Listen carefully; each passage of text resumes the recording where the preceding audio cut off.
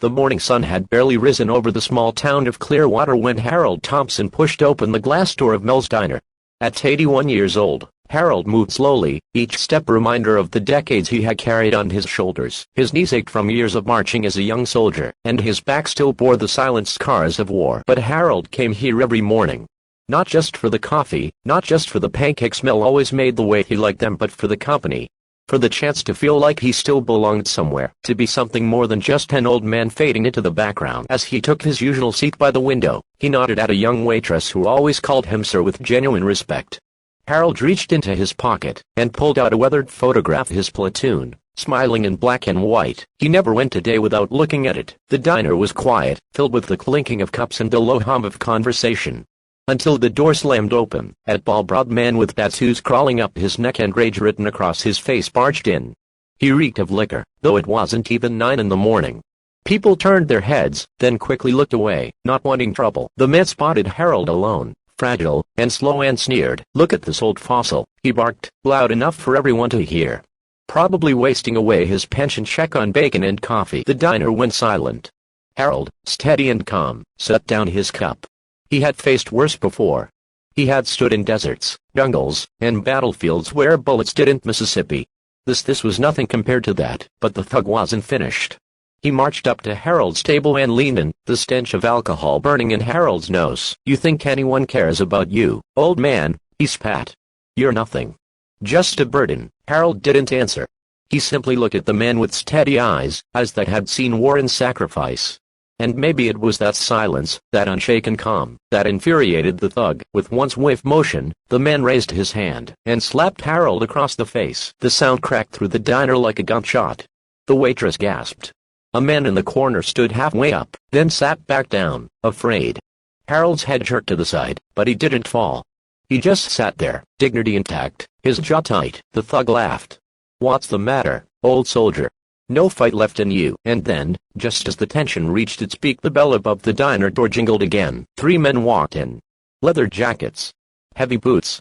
The patches on their backs unmistakable Hells Angels. The thug froze for a moment. Everyone in the diner held their breath. One of the bikers, a tall broad man with silver streaks in his beard, scanned the room. His eyes landed on Harold. And then his face changed. "Dad." The diner went dead silent. The thug's sneer faltered. He looked back and forth between the biker and Harold.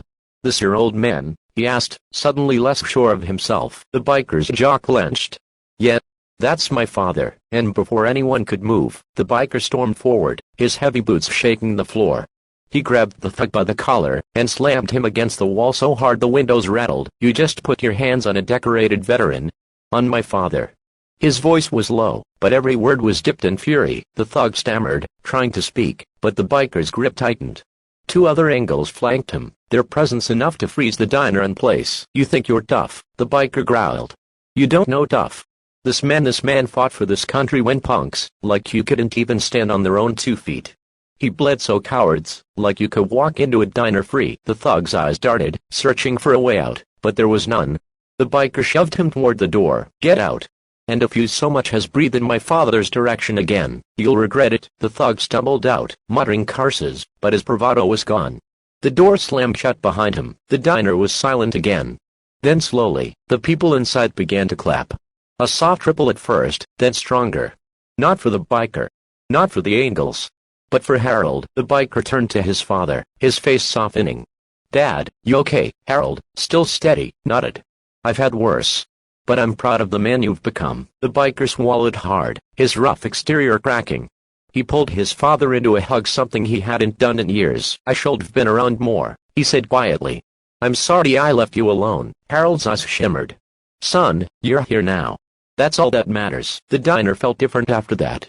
The waitress brought Harold another cup of coffee, free of charge. Strangers came up to shake his hand. Some even whispered thank you for your service. But for Harold, the most important thing was that moment with his son, the son, who had grown into a man of loyalty and respect, who would stand by him, just as he had once stood by his brothers in arms. And as they left the diner together, leather jackets beside a worn veteran's cap, the town of Clearwater would never forget the morning an old soldier's quiet dignity brought out the truest kind